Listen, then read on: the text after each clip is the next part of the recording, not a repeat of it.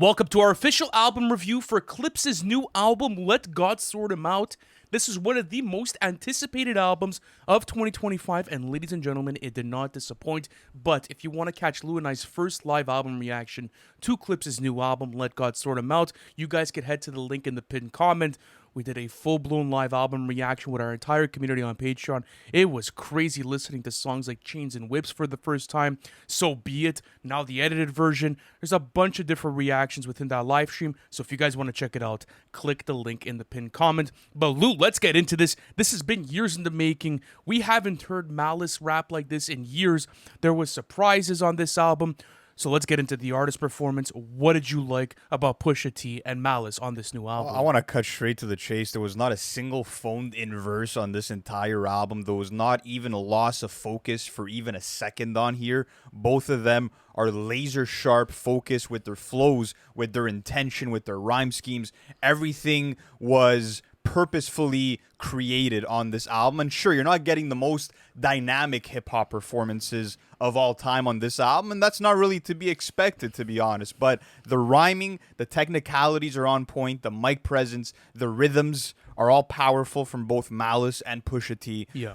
So first of all, love the artist performance, but to me, both of their best performances came on The Birds Don't Sing just because of their conviction, bro. You really feel the reality of their situation being intensified by their delivery, their emotion. It felt like a heartfelt eulogy for the whole world to hear, and I just feel like the performances were so brave and so well wrapped, and the words flowed out of them so naturally, and I think it's maybe their best poetic effort ever. But what about you? Best performance? I think that's one of them. I was going to piggyback off what you were saying, especially for the Clipse catalog.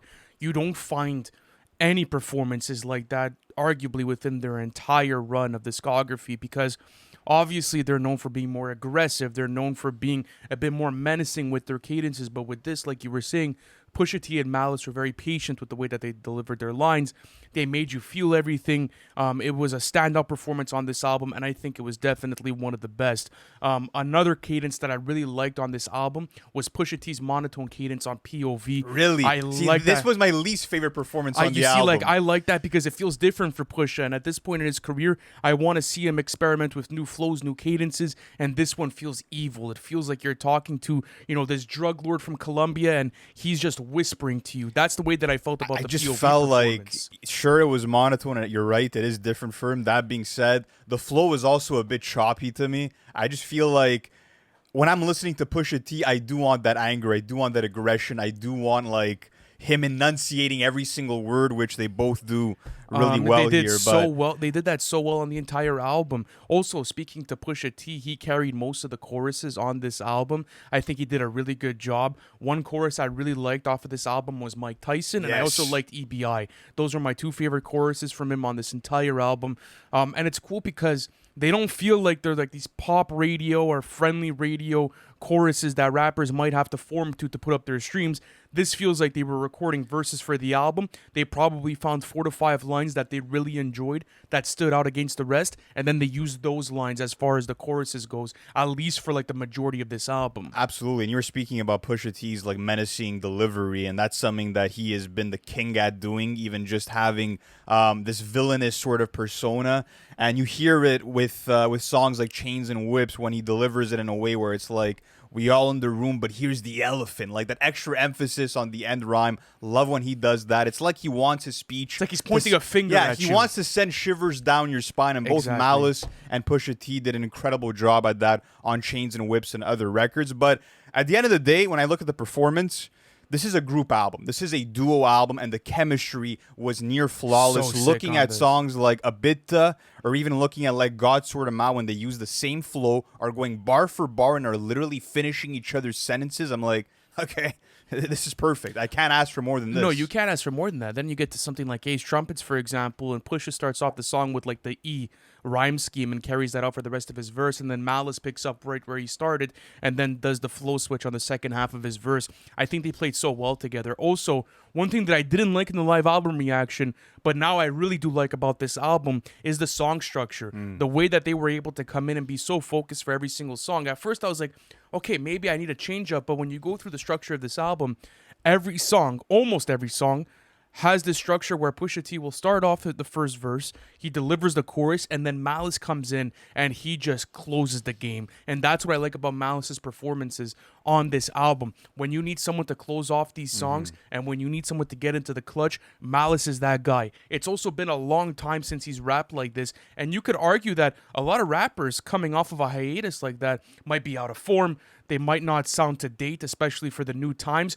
I'm sorry. Malice had just as good of an artist performance as Pusha T on this album. I thought that he was stunning throughout the entirety of it, and you're getting some goated verses, and I'm going to be talking a bit more about Malice when it comes to the wordplay and the coke references in the content section. And that's what's interesting too, is that like there was a narrative going on, our album reaction and just amongst ourselves, about how Malice might be the MVP, and I feel like it is a bit closer than I originally thought between Push and Malice. But that being said, I feel like Malice just sounds invigorated on this album. It felt like he needed to make a statement here. He had so much hunger oozing out of him, and I just feel like it is because, as you said, he's been away for so long, and he had to remind people that he can still keep up with his brother, and he achieved that. For myself, the artist performance, it's going to get an amazing rating. Amazing rating for me as well. There's no weak performances from the two of them. From the two of them, no, absolutely There's not. none. And they brought their A game. They knew that they couldn't disappoint with this album. It's been years in the making, and I think true hip-hop fans will be extremely pleased with this artist performance. But where do you want to go next, Lou? Let's go into the content. All right. This was so good, bro. Yeah, I think what's really rewarding about the songwriting for this album is that it's going beyond the surface level of your standard Clipse album, where now Absolutely. you're getting a Malice who is a changed man who's found faith in God, and I feel like you're getting a cool counterbalance where, of course, you're still getting the coke talk and you're still getting the street talk, but now you have this moral compass that kind of comes in the picture. You have Malice, who's a bit more philosophical and who's kind of reflecting a bit more about the repercussions of the actions, and I love that they brought that kind of maturity to this, as well as Pusha T, like we spoke about on The Birds Don't Sing, being able to get him be that personal about his family life. You're not finding that on any other Clipse album. Okay, so let's talk about The Birds Don't Sing. That was the Yeah. intro on the album. I found it so interesting that they also made that the intro of this album, because it almost feels like this studio album for Clipse is maybe something that, you know, they wanted to release in dedication of their late parents. And I found that to be super powerful. And you hear it from the first song where you get Pusha T that starts off the album, and he talks about the relationship that he had with his mother, and, you know, how she raised him to be a man, and all the types of different ideologies and all the different knowledge that she gave to him as he was growing up. And then you get Malice on that second verse that then dedicates his verse to his late father, and how his father told him, you know, you should go back to rapping and you should go back and start your career over again. I just found this song to be super powerful. It's an outlier within their entire catalog, even when I look at Hell Hath No Fury and their other studio album when it comes to writing content. They've always been great when it comes to the cultural references and when it comes to the coke talk, but something you don't see often from this group is heartfelt writing just like this. For sure, super vivid. The storytelling was incredible because they really focus on those last encounters that they each had with their parents, and Pusha T sharing stuff like how even though his son met his mother, his son will probably never remember her, like really just giving you the authentic truth about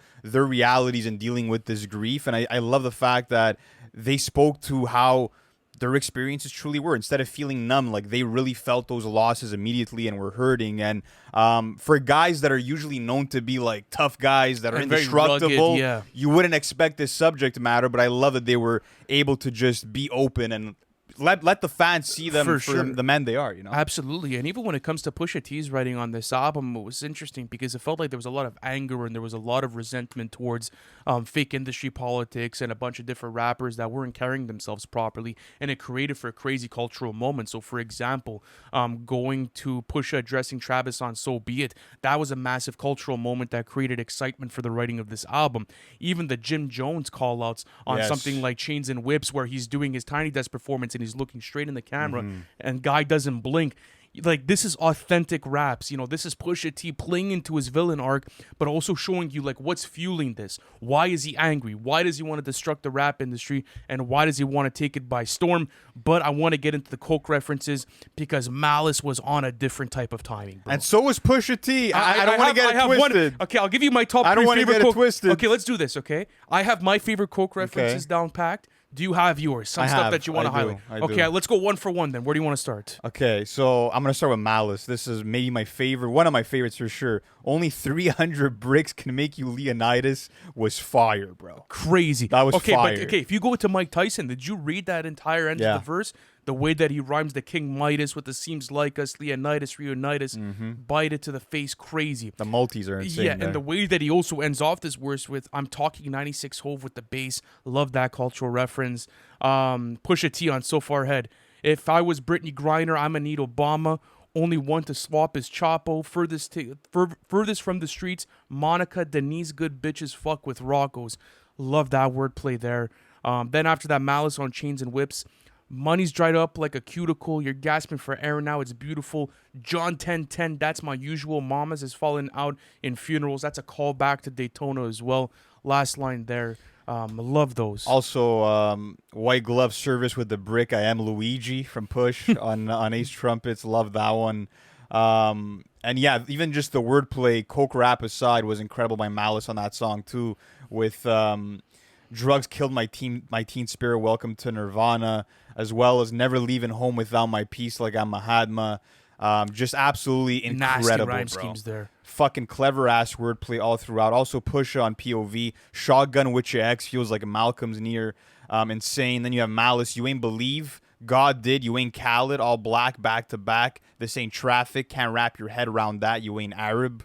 Crazy shit, bro. Yeah, no, it's pretty insane. And it's interesting because, like, obviously it's a world that's written in just streets and luxury talk that's about also them enjoying the spoils that the success of their music has brought them, but it just also feels like they were completely free to do whatever the fuck they wanted and say whatever they wanted to say, because there was that huge story that they obviously ended the relationship with Def Jam because they wanted to censor Kendrick Lamar lyrics and possibly some of their own lyrics. So I love that they stood on business for this album and gave you these verses that were probably untouched by anyone. Like, this was truly what they wanted exactly what they wanted to put out. No one tampering with anything. And I think that that's why, for me, ultimately, I'm going with a great rating for the content. I'm going with an amazing rating for this. I'll tell you why. Amazing, yeah.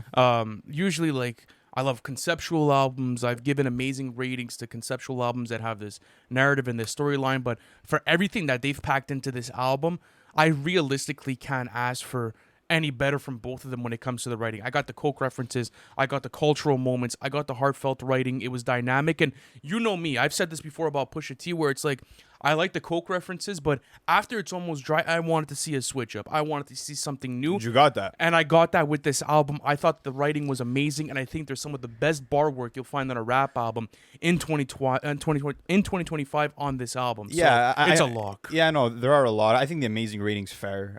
For myself, I feel like, again, maybe there's some bars that could have been stronger, but that's just how I feel about it. That being said, I do like the fact that beyond The Birds Don't Sing, you are getting other personal records. For example, All Things Considered, Pusha T's opening up about missing his mother and also about how his wife had a miscarriage. And doesn't go like that much in depth. That's a song where I feel like he had an opportunity to go a bit further with the subject matter there, but still cool to see him open up in that way. And also, So Far Ahead, for example, you have Malice kind of reflecting on being at a crossroads in life, having to decide, does he follow the spiritual path or continue down the music path that brought him so much success and fame? And then another important song comes on the outro, By the Grace of God, where they're reflecting about how they made it out, bro, and embracing their life decisions and how lucky they got knowing that all their friends suffered a different fate. So, like you said, really cool in terms of how they switched it up. And I think that Malice's newfound faith had a big impact on the album. Oh, yeah, for sure. It brings a different perspective. Like you were saying, that moral compass is alive throughout the entire writing of this album. Lou gave it a great rating. I gave it an amazing rating. But let's get on to these features. This was a massive part of the album. And I remember when we announced the features on Twitter, people were like, bro, it's hip-hop Twitter's dream lineup for a feature list, right? It is. You're getting some serious fucking features on here. But let's talk about Kendrick Lamar's third verse on Chains and Whips. That's where you want to start? I need to start there. Okay, bro. we usually start from top to bottom, but that's the second feature. That's yeah, fine. but fuck it, we're starting there. And listen, I have kind of a bone to pick with you because you were telling me, the verse is okay. It's nothing This was after the crazy. first one listen. when I listened to it upon first listen, I'm like, no, this is a mind-blowing verse. This is one of Kendrick's best feature verses in a long time, maybe out of his whole entire catalog. And it is maybe not nostalgia level, but it's not far off in terms of the rhyme scheme that he delivers you. I could go through this if you want. We have the entire breakdown on the rhyme scheme here. This is absolutely nasty, and it starts with this line: the two-time Gemini with the genocide. So basically, Kendrick Lamar uses the syllable. Gen syllable exactly to be able to rhyme it throughout the entire verse. So the two-time Gemini with the genocide. I'm generous, however you want it. I'll be the gentle kind, gentleman, and gangsters connect the agenda of mine. The way that he puts that together for the last portion of this verse is absolutely disgusting. He's also on business on this, bro. It just doesn't seem like he's in the villain bag again. He doesn't give a fuck. He's down to get at it, and he doesn't care who's hurt by it. He doesn't care about all the narratives. He's all fucking worried. And at the end of the day, he's Kendrick Lamar. He's still one of the best informed rappers in the game right now, and he delivered a 10 on 10 verse on this. Yeah, and he's again asserting his dominance as being sort of like this Grim Reaper in hip hop with lines like, a finger wave, they all fall. Guys is Jenga. God gave me light, a good year full of free will. Trump card told me not to spare your life, motherfucker. Like saying that God gave the blessing for him to take out anyone that stood in his way in hip hop. Incredible. And I love, like you said, what he was able to do with that syllable rhyme scheme and all the multis, all the internal rhymes within it. Top tier, easily the best feature we could agree on this album. But that's why I wanted to start with this feature. It was definitely the standout. But yeah, let's talk about John Legend, who has a strong vocal performance on that chorus on Birds Don't Sing. Adds a lot of emotional depth to the song as well. Feels like kind of like a ballad in the middle of the song too. Yeah, and captures just that he captures that somber energy of the song really well. Like I think he was crucial to be on here for sure for a record like that. But after that, let's talk about P.O.V. Yeah, Tyler the Creator makes a big appearance here. Tyler's been supporting Clipse for a long time. It felt like he was also celebrating this rollout as much as I was. He's a huge Clipse fan, and to be able to see him make this album not only was an amazing accomplishment for him, but he added to the aggressiveness of P.O.V. He comes in with this crazy demeanor. He's on time. He's talking about rappers suing him for the Chromacopia vinyl. Now there's different rumors floating around. Nothing. A Playboy Cardi rumor. But it's just a rumor at this point. Nothing going crazy there. But at the end of the day, I love this verse, bro. This is one of Tyler's best ever features. I know I'm speaking really like early on a lot of this for the Kendrick talk, the Tyler talk, but they both knocked it out of the park. I love that. I feel like both Tyler and Kendrick kind of paid homage to Push and Malice with the deliveries of their performances in the sense of like they had to match. They delivered every single word with so much emphasis. You get that from Tyler with end rhymes like therapy and stung. And also I love the bar work from Tyler on here. Shit like Push keep dirty white moving like mosh pits. To me, like this was Tyler once again proving all of his doubters wrong, that he can't rap and that he's not a rapper's rapper. Like, listen to this Tyler verse and then tell me. Yeah, you'll understand what type of technical ability that he has. Let's talk about Pharrell, because Pharrell was the most credited feature out of anyone else on this entire album. And to be honest with you, this is what lowers my score for the features, is Pharrell's presence on some of these records. And what's sad is that, like, this was familiar for Clipse albums, right? Looking at like Lord Willin and Hell Hath No Fury, this was a mainstay. Pharrell having hooks. Looking at songs like Caught Damn, I loved what Pharrell brought to these songs. Kind of added a dynamic layer to them. But let's start off with All Things Considered. You get these auto-crooning melodies. For the chorus. Sounding like an amateur singer on this one, bro. It really didn't sound good. No, it didn't sound good. And even the dream for the outro on this as well was... it was a good performance. Even at that, it's pretty standard. I just felt like the outro wasn't needed. So I just wanted to kind of group the dream into here because we are talking about All Things Considered. Then you had Pharrell on EBITDA. This was interesting because he actually technically has the first verse on this song. I thought this performance was better. It was a bit more digestible. I thought that he actually had a good presence on here, and he's only prominent for that first verse. And then after that, Pusha T and Malice, Bring It Home, and that's actually a song I really do enjoy.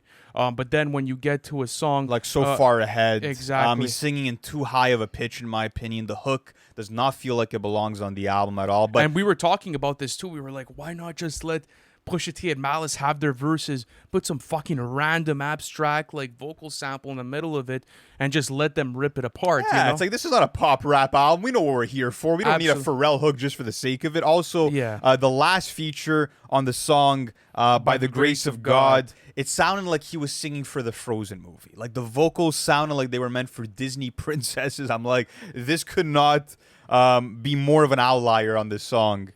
Nothing could have been worse than that. So Pharrell kind of brought it down for me a little bit. I'm not gonna lie to you. I was in the between a great or amazing rating, and then Yeah. I was considering it. But then I'm asking myself, I'm getting some of the most goated features from my favorite rappers when it comes to the Kendrick verse or when it comes to the Tyler verse. So where am I at with it? But let's continue on with the features. I want to go on to Stove God Cooks on Fico. This is a feature when I saw it, I'm like, yo. Fuck yeah. I'm low-key more excited for this one than I am for the Tyler one. I'm not even joking. But when you go into the song, he only has the chorus, which Stove God is great at, by the way. Choruses and melodies are his strong suit, whether it's West Side Gun albums or whether it's something like Reasonable Drought, for example. His choruses have always been wonderful.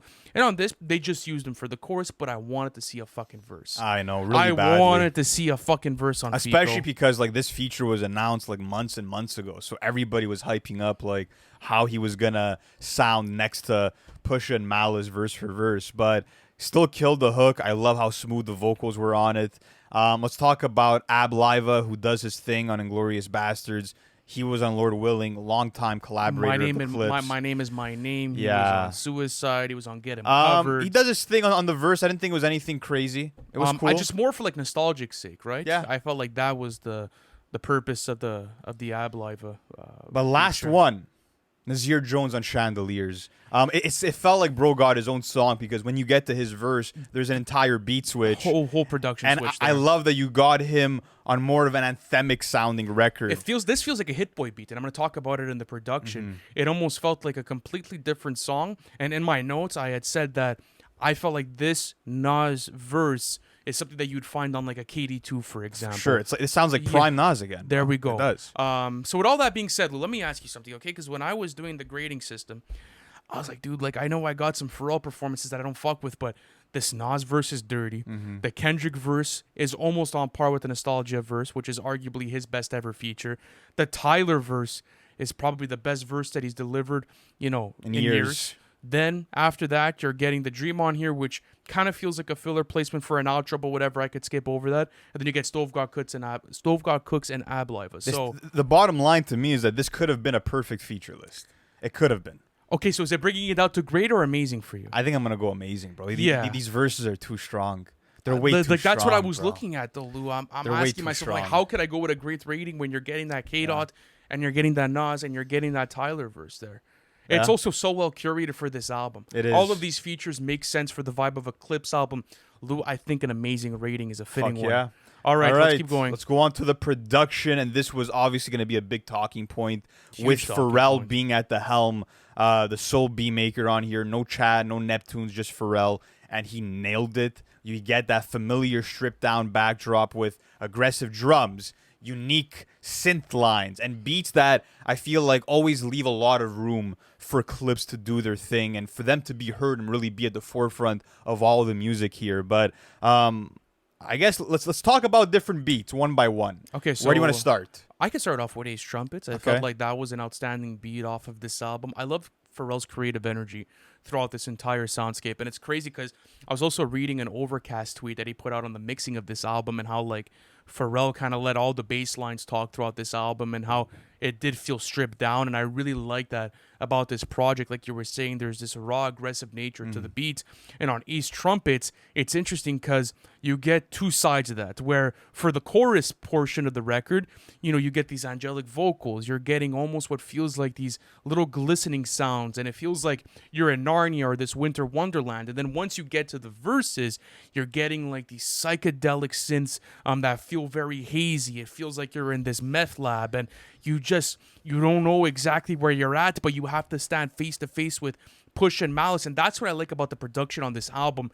It's the perfect backdrop to what makes the villain arc of Clipse and what they embody as an artist duo group. And I think that Pharrell was perfect for this album. Another beat that I really liked was Mike Tyson. I have a bone to pick with you. No, I have a fucking... You don't, because my opinion's changed. There we go. My opinion's Because changed. when we were in that wrong. first live album reaction, you were like, oh, the chords were basic. I'm like, dude, what? Especially with the way that Pharrell leaves in the room a cappella-wise. He still leaves in those female vocal samples in that a cappella portion, but then you're getting those strings that kick off the beat. It's exhilarating. This feels like a beat that you might have found on Hell Hath No Fury. It does. I fucking love this beat. My favorite beat by far in the entire album has to be So Be It, and I'm really happy that they changed it from being So Be It Part 2 back to the original that was the exclusive on YouTube, because this is such a nasty beat. You cannot find this from any other producer cooking it up in hip-hop. You have that incredible, very exotic sounding strings from this Arabic sample that Pharrell brought in. You have the reversed drums that just add to this haunting atmosphere. You have an incredible bass drop, which is another highlight on this album, where all the calculated bass drops within it. The coke snorts on So Be It were absolutely fucking flawless. Takes me back to the 2000s as a production, and it just sounds like they're in a dark castle in Saudi Arabia plotting on their fucking ops. Like, that's kind of what it feels like listening to this beat. Incredible. Even something like Fico, I love the little calculations in the beat switches on the drums on this beat in particular, because once you get to the 1 minute mark, the reverse drums actually go back to a regular tempo and they become a lot more fast paced. And then you hear Pusha, he comes in and he just plays on that, and then the verses get a lot quicker. So I loved how he was able to adapt to Pusha and to Malice's flows and cadences. Then you Let God Sort Him Out. That's another one that I love. Sounds like a vintage Neptunes beat that I might have found in the early 2000s.